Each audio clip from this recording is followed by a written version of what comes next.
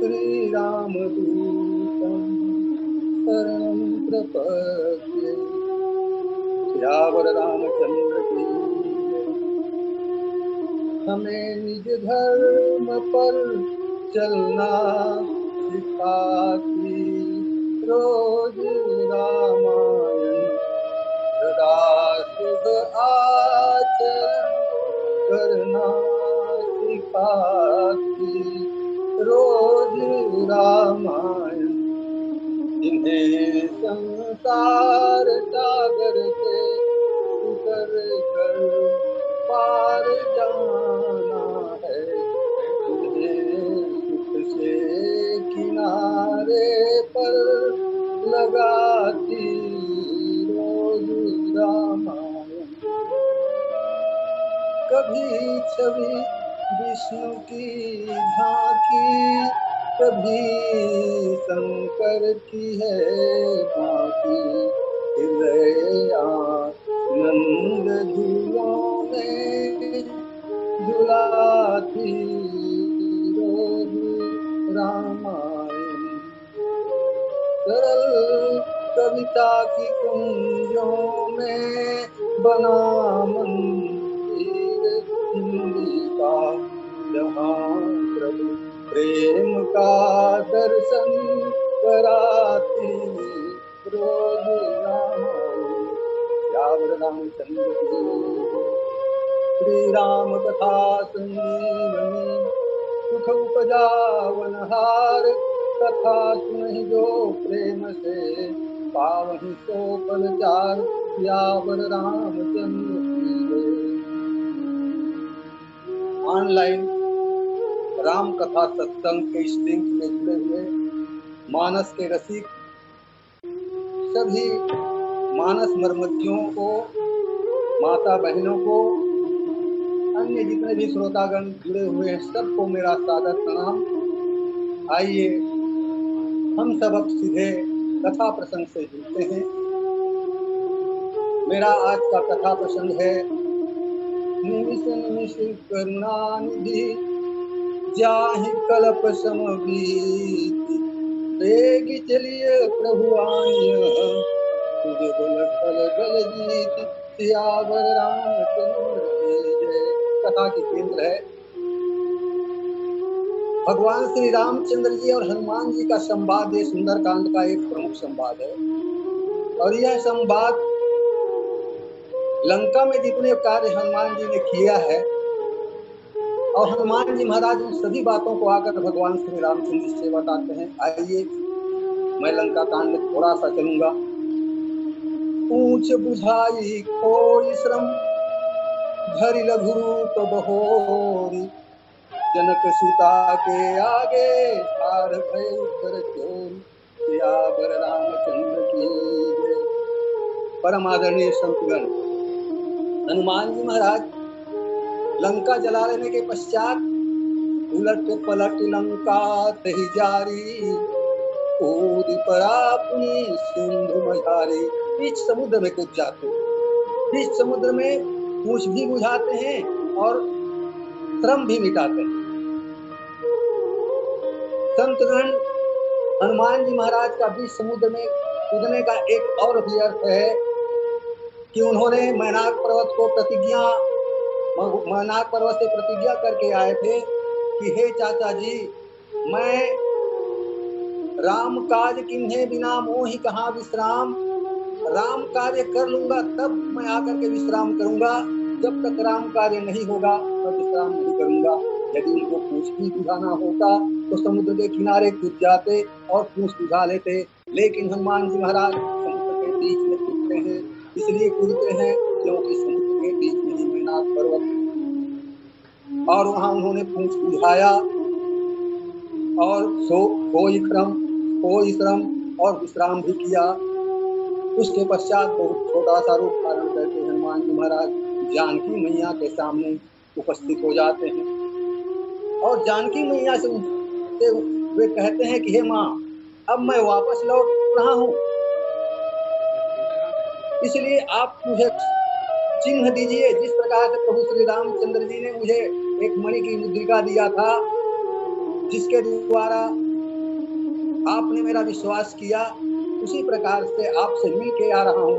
ये प्रभु को बताने के लिए मुझे कुछ चिन्ह बताना पड़ेगा, अतः माँ कुछ अपना चिन्ह दीजिए। माँ तुमोहि दीजे कछु चिन्हा, जैसे रघुनायक मोहि चिन्हा।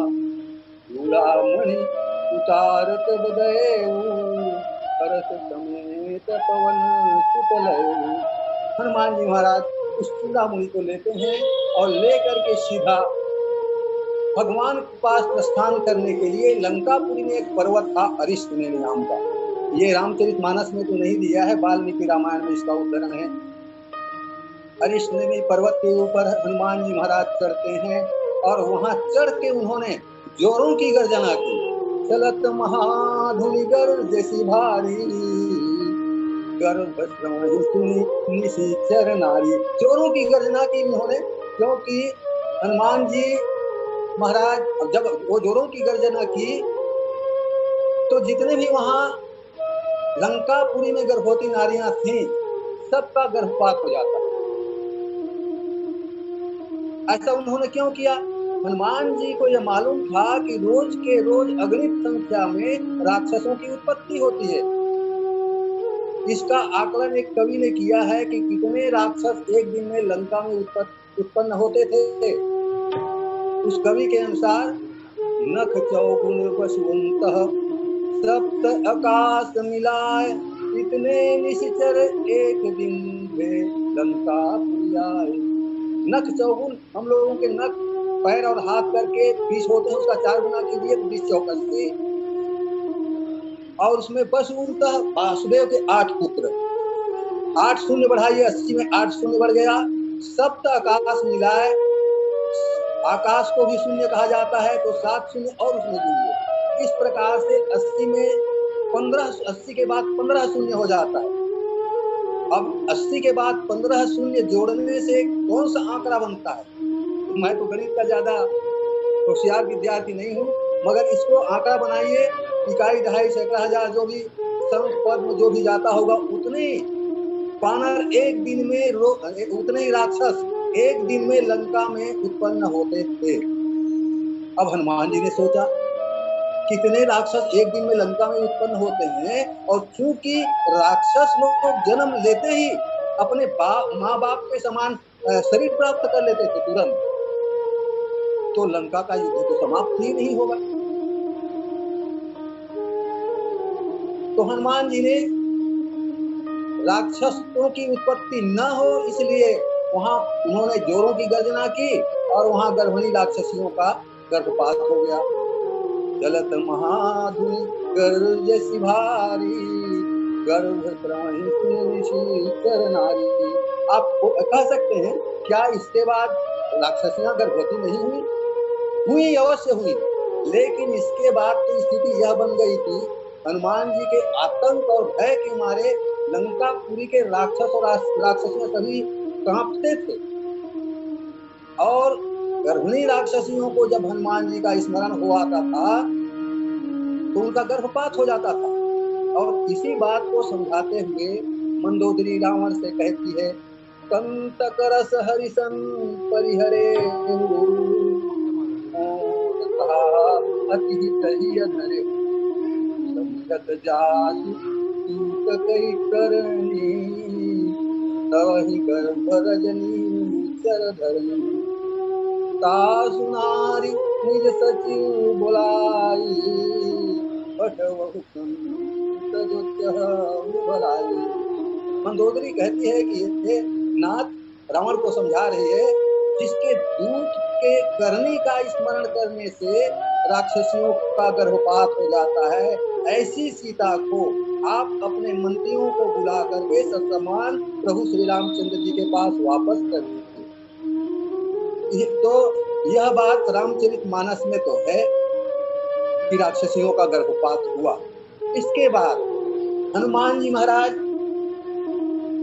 नाघि सिंधु कही पार आवा, शबद किला कपि न सुनावा। इस पार आके हनुमान जी ने बहुत जोरों की किलकारी मारी।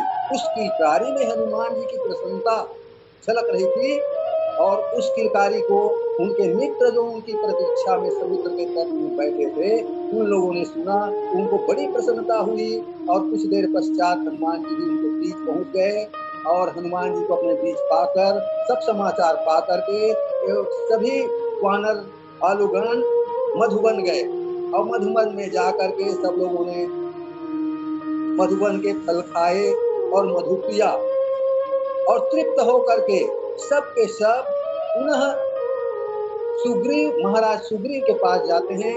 जामवंत जी सबसे आगे थे। सुग्रीव के पास पहुंचने के पास पश्चात जामवंत जी ने कहा, नाथ काज किन्हेउ हनुमाना और आके सकल कपिंग के प्राणा।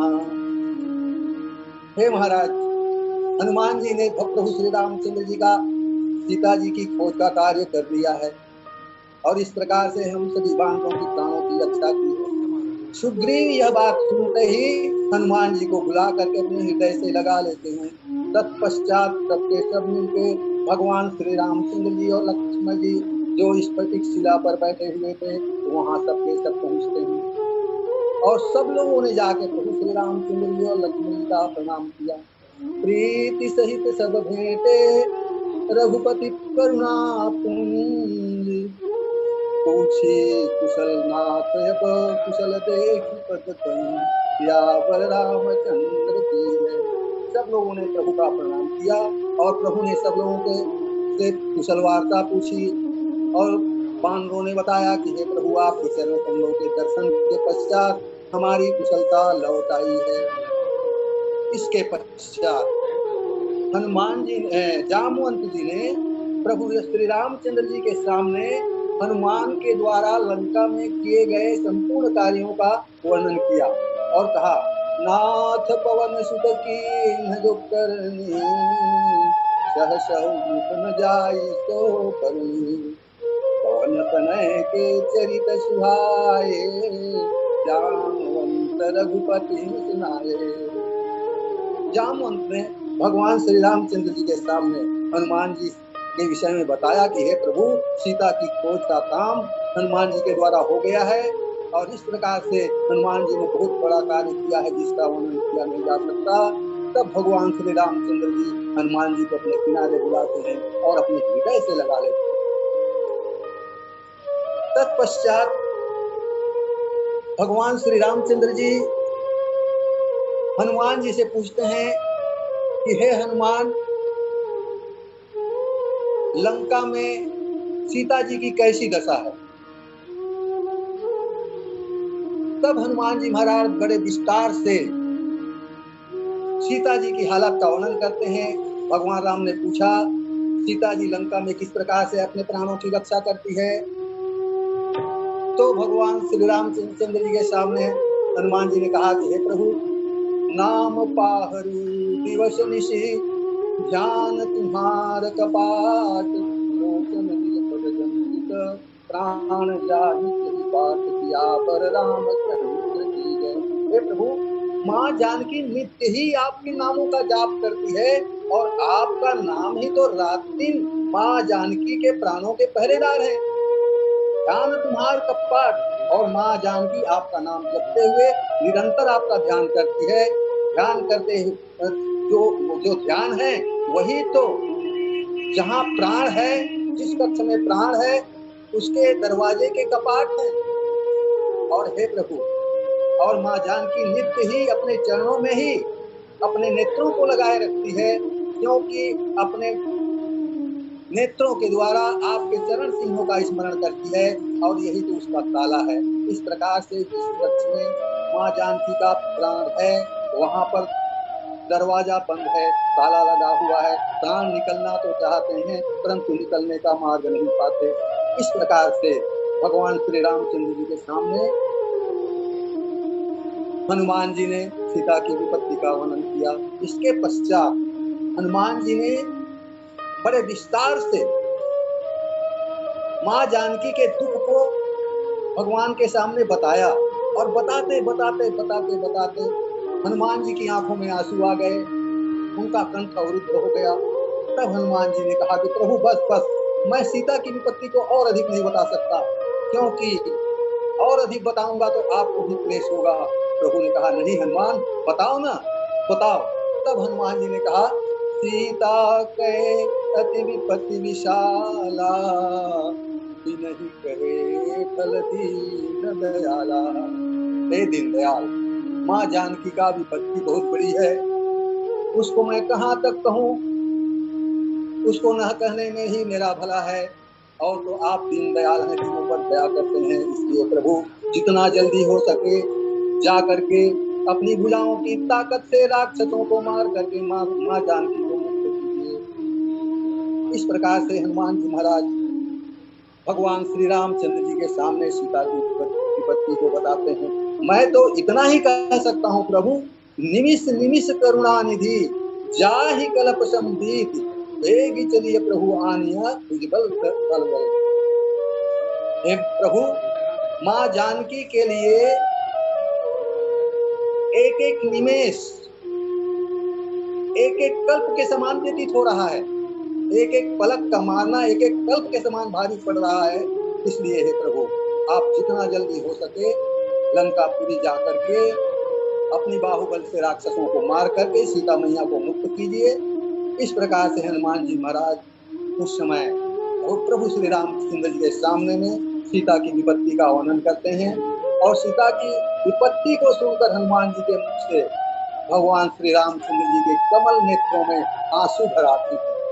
सुनि सीता दुख प्रभु सुख ऐना, भरि आए जल राजीव नैना। प्रभु श्री रामचंद्र जी के कमल नेत्रों में आंसू आ गए। भगवान राम कहते हैं कि हे हनुमान, वचन काय मन मम गति जाही, सपने ही पूछी अधिपति की ताही। हे हनुमान, जिसकी मन शरीर और वचन से मेरी गति है, उसे क्या स्वप्न में भी दुख हो सकता है? इसके उत्तर में हनुमान जी एक बहुत सुंदर उत्तर देते हैं। हे प्रभु, कह हनुमंत पति प्रभु सोई, तब जब तो सुमिरन भजन न होई। हे प्रभु, जब जीव को आपका स्मरण भजन नहीं होता, वही तो विपत्ति है। वास्तव में संसार में जो भगवान को भूल जाते हैं वही दुख का कारण है। और भगवान की कथा, भगवान का नाम जीव के दुख को दूर करने का एक उपाय है। इसलिए हनुमान जी का यह कहना कि कह हनुमंत विपत्ति प्रभु सोई, अब जब तब सुमिरन भजन न होई। और हनुमान जी की ऐसी बातों को सुन करके, हनुमान जी के द्वारा सीता की खबर को पा करके भगवान श्री रामचंद्र जी के कमल नेत्रों में आंसू आ गए। और उन्होंने हनुमान जी से कह दिया कि हे हनुमान, मैं तुम्हारा उपकार, जो खबर तुम लाए हो उसके समान तुम्हारा उपकार तो नहीं कर सकता। प्रति उपकार करो का तोरा, सन्मुख होई न सकत मन मोरा। प्रभु अत्यंत द्रवित हैं और हनुमान जी को देख करके कहते हैं कि हे हनुमान, मैं तुम्हारा उपकार नहीं कर सकता। हे पुत्र, तुमने तो मुझे ऋणी बना लिया, तुम्हारे ऋण से मैं उऋण नहीं हो सकता। सुन सुख तो ही उऋण मैं नाही, देखूं कर विचार मन माही। तुमसे उऋण होने का तात्पर्य तो यह है कि तुम किसी प्रकार से मेरे जैसे विपत्ति में पड़ो और मैं तुम्हें उस समय सहायता करूं, तभी मैं तुम्हारे ऋण से उऋण हो सकता हूं। परंतु हे तात, मैं तुम्हें किसी प्रकार से कष्ट में नहीं देख सकता, इसलिए मैं सब दिन तुम्हारा ऋणी ही बने रहना चाहता हूं। इस प्रकार से भगवान श्री रामचंद्र जी अपने नेत्रों में जल भरे हुए हनुमान जी को बार बार देखते हैं, हनुमान जी के मुख को बार बार देखते हैं। ऐसा लगता है कि हनुमान जी के ऊपर भगवान की कृपा बरस रही है, भगवान का प्रेम बरस रहा है। सुनि प्रभु वचन दिलो की मुख, गात हरसि हनुमंत, चरण पड़े प्रेमाकुल, त्राहि त्राहि भगवंत, सियावर रामचंद्र की जय। इस प्रकार से भगवान श्री रामचंद्र जी की माँ वचन को सुन करके, उनके मुख की मुखाकृति के भाव को जान करके हनुमान जी महाराज बड़े हर्षित हो जाते हैं और प्रेम में विकल होकर के भगवान श्री रामचंद्र जी के चरणों में गिर पड़ते हैं। और इस प्रकार से हनुमान जी महाराज बड़े ही व्याकुल दशा में भगवान के चरणों को पकड़े हुए हैं, प्रेम की दशा में पड़े हुए हैं। बार बार प्रभु चही उठावा, प्रेम मगन तेहि बन भावा। भगवान बार बार श्री हनुमान जी महाराज को उठाने का प्रयास करते हैं, परंतु हनुमान जी महाराज हैं जो प्रभु के चरणों को छोड़ना नहीं चाहते और उठते नहीं। और इस प्रकार से हनुमान जी महाराज प्रभु के चरणों में पड़े हुए हैं। तो भगवान श्री रामचंद्र जी उन्हें उठाने का प्रयास तो करते हैं, पर उठते नहीं हैं। ऐसी दशा को प्रभु कर पंकज कपिके शीशा, सुमरि सुदशा मगन गौरीशा। अब स्थिति यह बन गई है, भगवान उठाने का प्रयास कर रहे हैं, तो दृश्य यह बन गया है कि भगवान के कर कमल हनुमान जी के सिर के ऊपर रखा हुआ है और हनुमान जी महाराज भगवान के वरद हस्त का पान कर रहे हैं और उधर भगवान शंकर पार्वती जी की कथा सुना रहे हैं। अब जब यह दृश्य आता है, शंकर भगवान यह देखते हैं कि हनुमान जी के सिर के ऊपर प्रभु श्री रामचंद्र जी के कर कमल पड़े हुए हैं, तो भगवान शंकर को कुछ क्षण के लिए समाधि लग जाती है, उनकी कथा रुक जाती है। मां पार्वती सोचती है कि भोलेनाथ को क्या हो गया, कथा रुक गई। यह इसलिए हुआ क्योंकि हनुमान जी महाराज स्वयं शंकर भगवान है और भगवान शंकर को जब भगवान के कर कमल का आभास हुआ, स्नेह मिला, तो कुछ क्षण के लिए क्षणिक समाधि भगवान शंकर लग गई और भगवान जिसके कारण उनकी कथा क्षण के लिए छूट गई। और कुछ पश्चात भगवान शंकर की और तंद्रा टूटने के पश्चात सावधान मन कर शंकर और लागे कहन कथा अति सुंदर। भगवान शंकर की तंद्रा टूटती है, सावधान होकर के फिर उधर की कथा और सुंदर हो गई, लागे कहन कथा अति सुंदर। भगवान शंकर ने अति सुंदर कथा इधर इसलिए कही कि कहीं पार्वती यह न पूछ दे कि भोलेनाथ कहाँ खो गए थे, ताकि पार्वती कथा में डूब जाए। इसलिए भगवान शंकर ने इधर की कथा और भी सुंदर तरीके से कहना प्रारंभ कर दिया, क्योंकि भगवान श्री रामचंद्र जी का कर कमल का जो स्पर्श हुआ है, भगवान शंकर की कथा इधर की और भी सुंदर हो गई। कपि उठाई प्रभु हृदय लगावा, और कर गहि परम निकट बैठावा। तत्पश्चात भगवान श्री रामचंद्र जी ने हनुमान जी को उठा करके अपने हृदय से लगा लिया और अब उसके हाथ को पकड़ करके भगवान श्री रामचंद्र जी उनको अपने किनारे ही बिठा लेते हैं। इसके बाद भगवान श्री रामचंद्र जी हनुमान के द्वारा लंका में किए गए कार्यों को पूछते हैं। कह कपि रावण पालित लंका, दुर्गयति बंका। भगवान राम ने कहा, हे पुत्र, लंका का दुर्ग तो बड़ी दुस्तर है, कठिन है, और वहां बड़े बड़े रखवाले हैं, क्रूर रखवाले वहां रक्षक हैं, कैसे तुमने लंकापुरी को जला दिया? हनुमान जी महाराज प्रभु के मुख को देखते हैं कि प्रभु मैंने जलाई? अरे कि आपने जलवाई? प्रभु त्रिजटा ने जब अपना सपना बताया, मैं तो तरुपल्लव में छिपा हुआ था, सपने बानर लंका जारी, जादूधान सेना सब मारी, तो मुझको लगा कि आप मुझको लंका भी जलाना है, शायद ये प्रभु का संदेश है। यह सुन के मैंने कुछ अपने मन में लंका जलाने का निश्चय भी किया, परंतु लंका में जला कैसे सकता था? मैं तो बंधा हुआ था, नाग फांस में मेघनाथ ने मुझको बांध दिया था। और प्रभु आपने प्रेरणा देके रावण को इसकी व्यवस्था बना दी। रावण ने तेल से डूबे हुए कपड़े मेरे मुझ पर बंधवा दिए और आग लगवा दी। तो प्रभु ये लंका कैसे जली, इसको तो आप जान सकते हैं और रावण जान सकता है, भला मैं क्या बताऊं। और भगवान श्री रामचंद्र जी के बाद के द्वारा यह पूछने पर कि हनुमान जी तुमने लंका कैसे जलाई, हनुमान जी ने समझा तो प्रभु मुझ पर बहुत प्रसन्न है।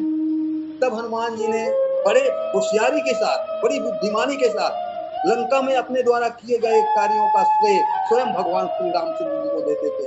और यही भगवान हनुमान जी का समर्पण भाव है जो रामचरितमानस के अन्य पात्रों में नहीं दिखाई देता। जैसे निरभिमानी अभिमान शून्य पवन पुत्र हनुमान है। हनुमान जी ने कहा कि हे प्रभु, शाखा मृग के बड़ मुसाई, शाखा ते शाखा पर जाई, नाग सिंधु फाटक पुरजारा, निश्चर गणपति तीन उजारा, सो सब तो प्रताप रघुराई, नाथन कछु मोरी प्रभुताई। हे प्रभु, इसमें मेरी क्या प्रभुता, मेरी तो कोई प्रभुता है ही नहीं। अरे बंदर की कितनी ताकत होती है, उसकी पराकाष्ठा केवल एक डाली से दूसरा डाल में कूदना भर है। परंतु प्रभु मैंने 100 योजन के समुद्र को लांघ दिया, राक्षसों को मार डाला, अशोक वाटिका उजाड़ दिया और लंका जला दिया। भगवान बड़े आश्चर्य से हनुमान के मुख को देखते हुए कहते हैं कि तुमने ऐसा कैसे कर दिया। तो हनुमान ने कहा, सो सब तो प्रताप रघुराई, प्रभु मैंने नहीं, आपके प्रताप के द्वारा लंका जली है। इस प्रकार से हनुमान जी महाराज अपने द्वारा किए गए समस्त कार्यों का श्रेय प्रभु श्री रामचंद्र जी को दे देते हैं। ताक प्रभु कछु अगम नहीं, जा पर तुम्हें अनुकूल, और तो प्रताप बढ़वा नलही, चारि सकहु कलतुल, सियावर रामचंद्र की जय। हे प्रभु, जिस पर आप अनुकूल हो जाएं, इस दुनिया में कुछ भी असंभव नहीं है, वो सब कुछ कर सकता है। और जिस पर भगवान प्रतिकूल हो जाएं, उनका जिसके प्रति भगवान प्रतिकूल हो जाएं, जिसके विरोधी हो जाएं, तो राख ही न सकहीं राम कर द्रोही, संसार में फिर उसकी कोई रक्षा भी नहीं कर सकता। जैसा अनुकूल हुए सुग्रीव के, हनुमान की कृपा से ही प्रभु श्री रामचंद्र जी सुग्रीव के अनुकूल हो गए।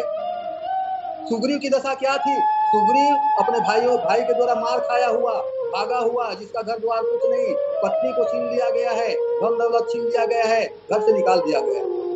बड़ा ही दीनहीन हालत में सुग्रीव था। परंतु हनुमान के द्वारा भगवान श्री रामचंद्र जी की कृपा हुई और वही सुग्रीव लंका किष्किंधा का राजा बन गया। तो जिस ताक प्रभु कछु अगम नहीं, जा पर तुम अनुकूल, और जिसके विपरीत भगवान हो जाए, उसको संसार में कोई रख नहीं सकता। राख न सकहीं राम कर द्रोही, जय मारा मारा संसार में पीता रहा, परंतु कहीं भी उनको शरण नहीं मिला। इस प्रकार हम सब लोगों को भी भगवान के शरण में ही आकर के भगवान के हो जाना चाहिए। यही इस प्रसंग के माध्यम से गोस्वामी तुलसीदास जी हमें बताना चाहते हैं। भगवान हनुमान जी महाराज ने देखा आज तो प्रभु मुझ पर बहुत प्रसन्न है। तब उसी समय हनुमान जी महाराज भगवान श्री रामचंद्र जी से मौका मिलते ही उनकी भक्ति मांग ली। नाथ भगति अति सुखदायिनी,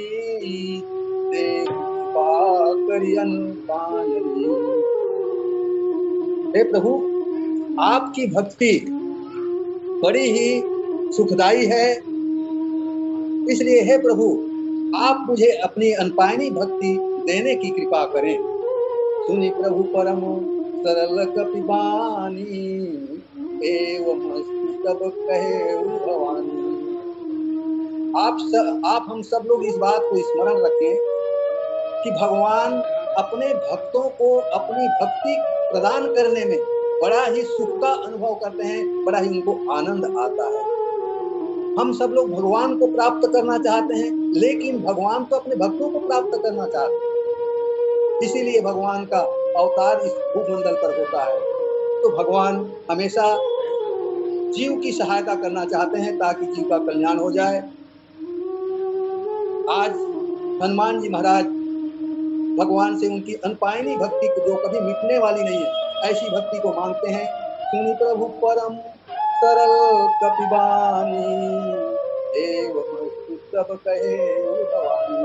भगवान शंकर कहते हैं कि पूजा पार्वती आज, क्योंकि भगवान शंकर स्वयं हनुमान जी हैं, आज गदगद हैं, पार्वती से बताते हैं कि हे हनुमान, हे पार्वती, प्रभु ने हनुमान जी को अनपायनी भक्ति प्रदान कर दी। देखिए, संसार में हम लोग भगवान से क्या मांगते हैं?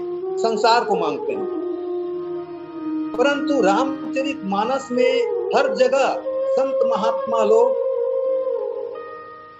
जब भी भगवान से मांगते हैं तो उनकी भक्ति मांगते हैं। हे प्रभु, आपकी भक्ति प्राप्त हो, आपके चरण कमलों में मेरा प्रेम बढ़ता रहे। तो भगवान के पास मांगने के लिए एक ही अमूल्य वस्तु है, और वह है भगवान की भक्ति। कभी भी हम लोगों को, जब भी हम लोग संसारिक लोग क्या करते हैं, जब स्नान करते हैं, अगरबत्ती लेकर भगवान के सामने में खड़े होते हैं, तो भगवान के सामने अपना सूची प्रस्तुत कर देते हैं, प्रभु हमको ये चाहिए। परंतु संत महात्मा लोग भगवान की भक्ति के अतिरिक्त कोई दूसरा नहीं मांगते, वो संसार नहीं मांगते। अतः हम लोगों को भी जिन्हें अपना कल्याण चाहना है, जो अपना भला चाहते हैं, भगवान की भक्ति ही मांगना चाहिए। राम के सामने संसार नहीं, राम को ही मांग लेना चाहिए। राम के सामने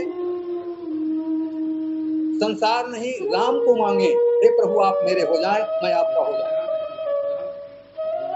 एक भजन प्रस्तुत है, राम को मांग ले मेरे प्यारे,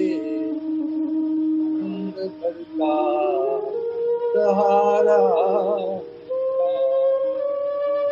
सिर्फ इनके शरण में सबको जिंदगी कर गुजारा। कितना दो हाथों से ले सकेगा, कितना दो हाथों से ले सकेगा, देने वाले की है लाख बाहें। हम संसार के लोग मांगते हैं भगवान से तो लिमिट की वस्तु मांगते हैं, क्योंकि हम अधिक वस्तु मांग नहीं सकते। और भगवान अपने आप से जब देते हैं, उनके लाख हाथ हैं, उनकी दी हुई वस्तु को आप रख नहीं सकेंगे। तो क्या करना चाहिए? कितना दो हाथों से ले सकेगा, देने वाले की है लाख बाहें। इनका दामन पकड़ कर देखो, खुशनुमा सा नजारा। राम को मांग ले मेरे प्यारे, भर का सहारा। खुद को तन्हा समझता है क्यों तू, जर्रे जर्रे में है ये समाया। खुद को तन्हा समझता है क्यों तू, जर्रे जर्रे में है ये समाया। दिल से आवाज देकर देखो, कौशिला का दुलारा मिलेगा। राम को मांग ले मेरे प्यारे, घर का सहारा। रूप नैनों में इनका बसा लो, नाम लेते रहो चलते फिरते। रूप नैनों में इनका बसा लो, नाम लेते रहो चलते फिरते। चाहे तूफान हो या प्यार हो, हर सफर में किनारा। राम को मांग ले मेरे प्यारे,